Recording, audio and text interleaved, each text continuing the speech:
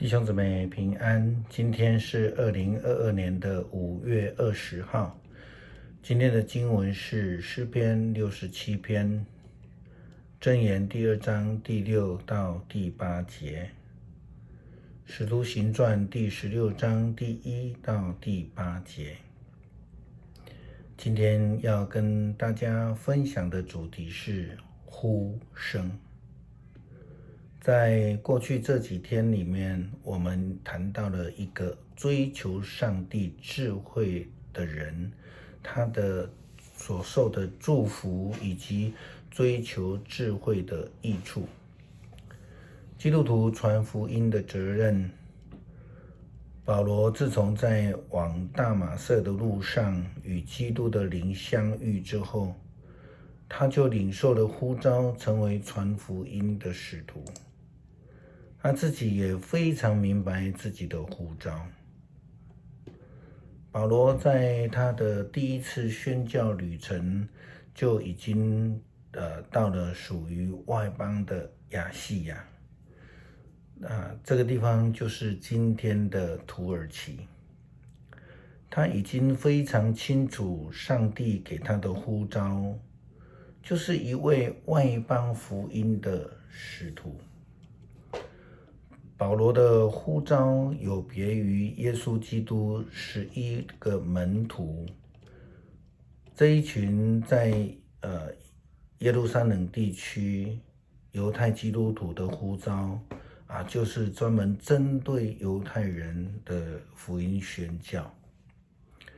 虽然我们知道彼得这个在使徒行传第10章的记载里面，他也领受了另外一个特别的呼召，就是去传福音给哥尼流。但是呢，虽然这是一位外邦的军官，可是在地理上他仍然是维持在巴勒斯坦的地区。虽然如此，彼得他这样的一个意向呼召，也成了保罗呼召这个外邦福音的后盾。彼得自己也成为最重要的外邦福音支持者。彼得在梦里面看到了异象，也听到了哥尼流的呼声。同样的，保罗他也听到了马其顿的呼声。在中文现代译本这个呼声和合本的翻译呢，标题它是这样写着：保罗见异象往马其顿去。换句话说，在这里呼声是等于异象。在英文的翻译里面是写 vision， 不是我们所认知的呼声那个 calling。所以这个上帝给保罗的呼召，其实应该就是像彼得所看到的异象一样，也开始了一个外邦福音的异象。我们知道，看到异象的能力是为了要看到上帝的旨意，是为了要顺服上帝的旨意。彼得与保罗就是看到了上帝给他们的异象，然后呢，就开始了外邦宣教的工作，也帮助了福音的广传。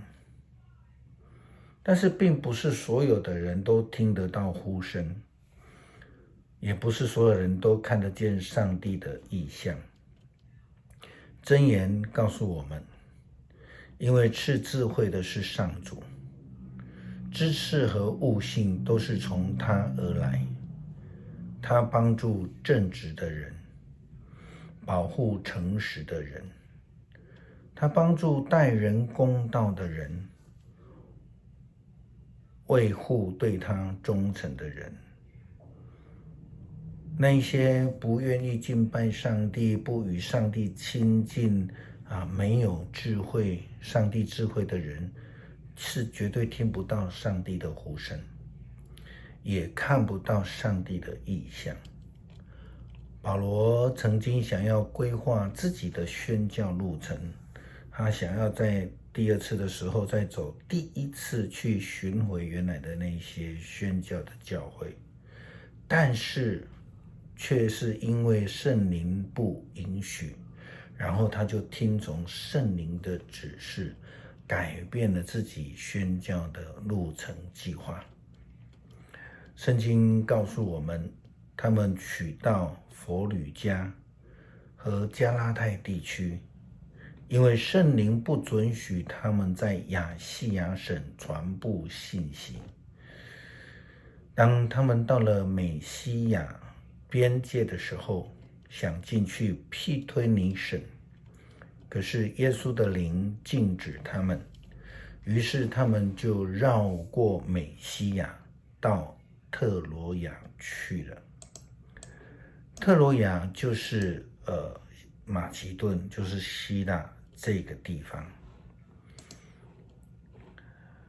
在愿意谦卑服侍的人，才是真实的上帝的仆人，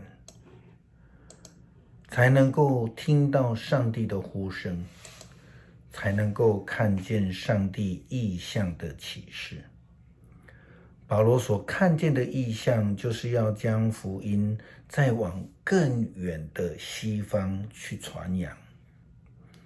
马其顿是已经开始越过了欧亚的桥梁板块，亚细亚就是土耳其，已经更往西方前进了。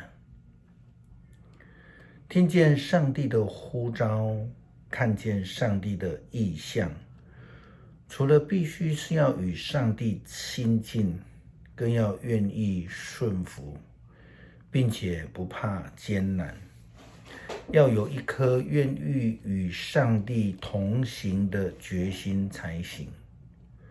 请我们回想一下我们的信仰历程，当我们在思考教会的事工、许多的计划的时候，到底我们是先思考到上帝的意向，先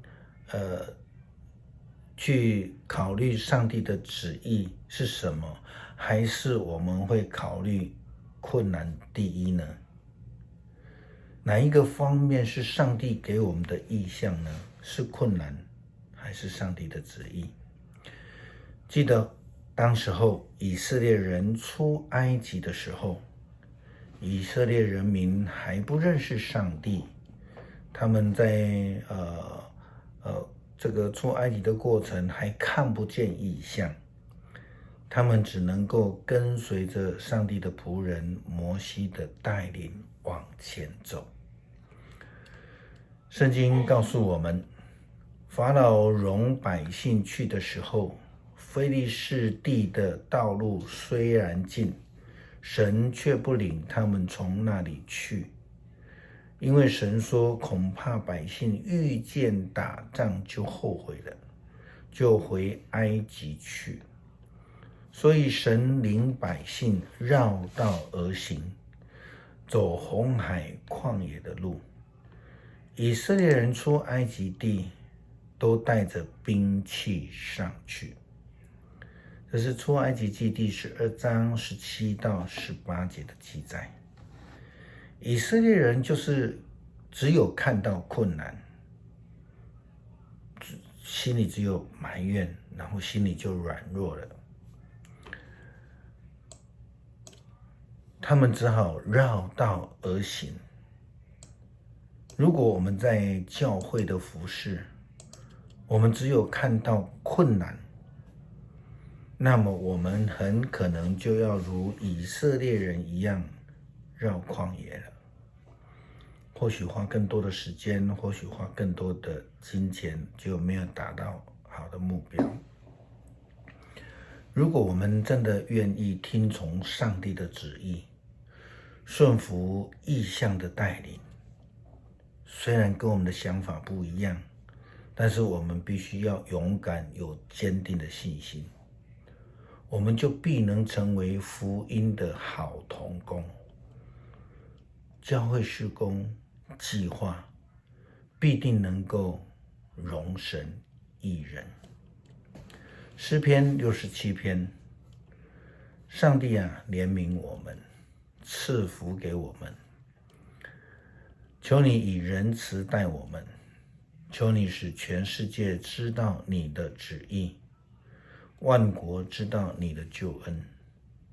上帝啊，愿人人都颂赞你，愿万民都称颂你，愿万国欣喜欢呼，因为你以公义审判万民，你带领世上各国。上帝啊，愿人颂赞你，愿万民都颂赞你。土地生产谷物，上帝，我们的上帝赐福给我们。上帝赐福给我们，愿天下万民都敬畏他。恳求上帝让我们了解成为基督徒的呼召，我们不只是蒙福，更是要领受呼召，成为传福音的人。教会不是我们的安乐窝，也不要让我们因为看到困难而避开主你的道路。教会是我们福音的基地，让我们在这里听到上帝的呼声，看见上帝的意象，愿意顺服跟随，求主施恩，赏赐我们谦卑的态度、智慧与能力。祷告是奉主耶稣基督的圣名求。